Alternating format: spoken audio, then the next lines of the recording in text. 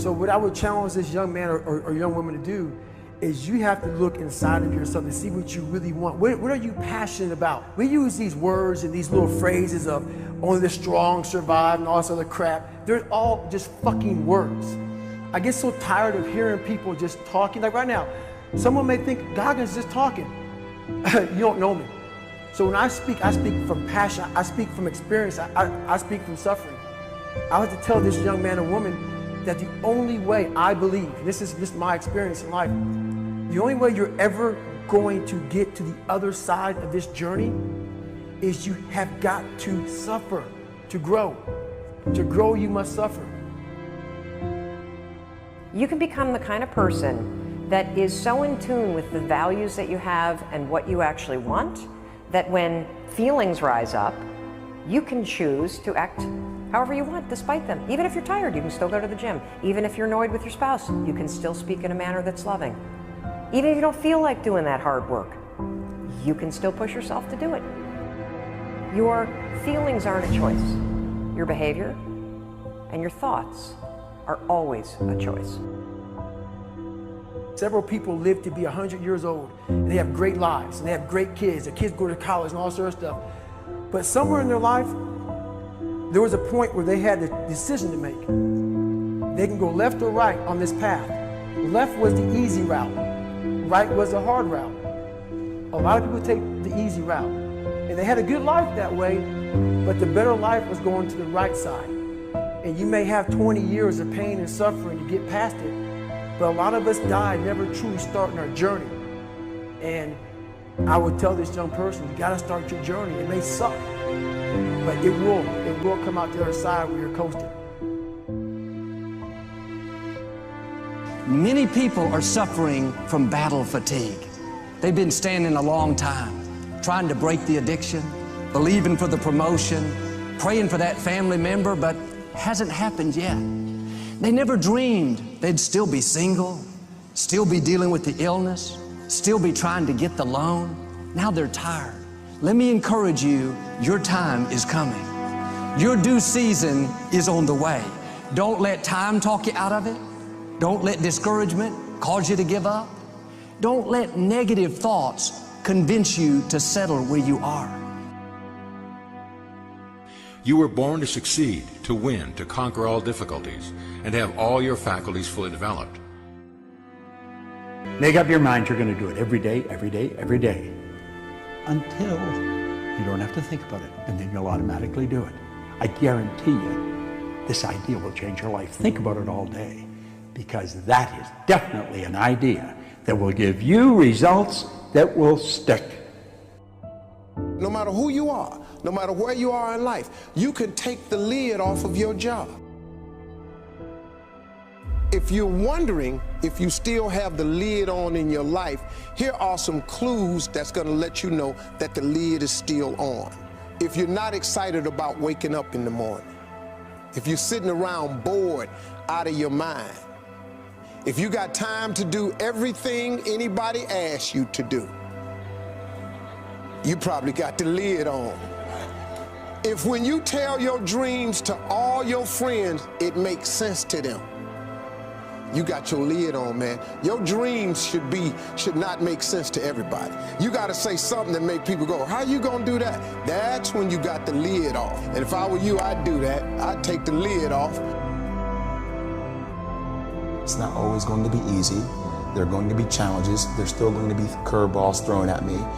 But I can't become introverted. I have to continue to get outside myself, because when you're uncomfortable, that's the only way you're going to grow.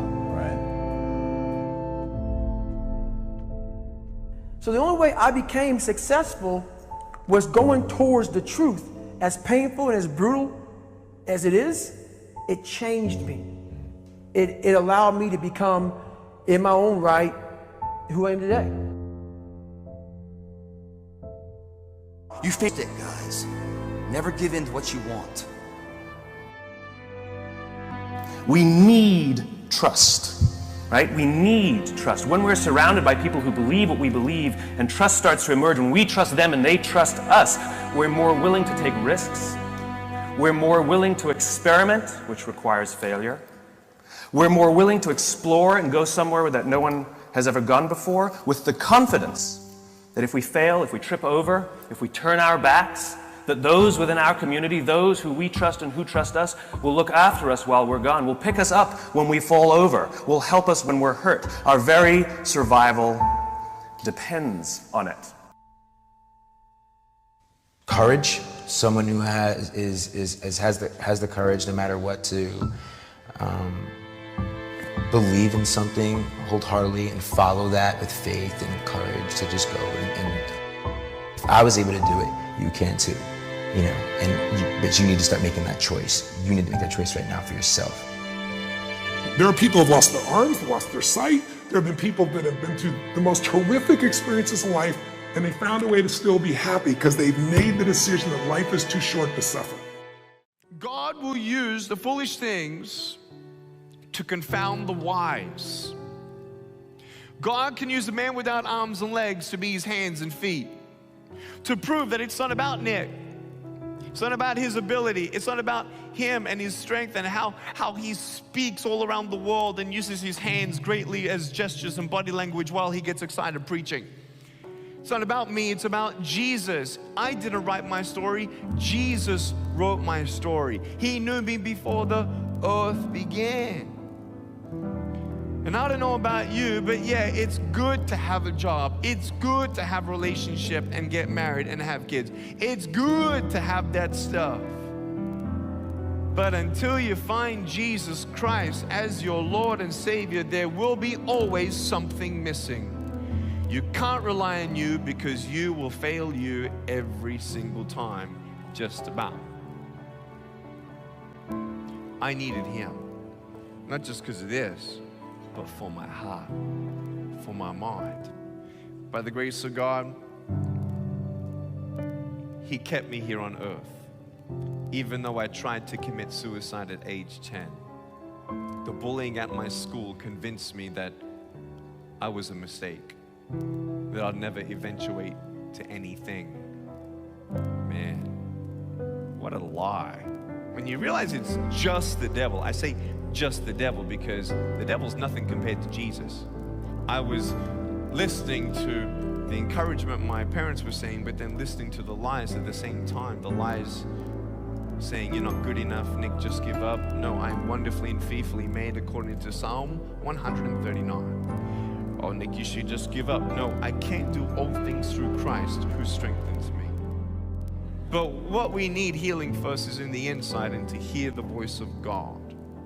Hearing the voice of God, when you hear a phone ring, you pick it up, okay? When you're sometimes dialing into heaven and it feels like He's not picking up, don't hang up on God, He's listening. I hung up on God because I didn't understand His plan.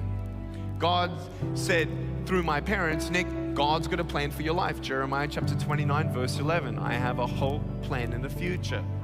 I'm like, no way, there's no race like that. There's no heaven. There's no God. Look at all the pain in the world. If God loved the world, then why is He letting so much pain happen? Later on, you realize in the Bible, God doesn't give us pain, but whatever the enemy tried to use for bad, God turned into good. I can't do anything with my broken pieces, but there's nothing that God cannot do.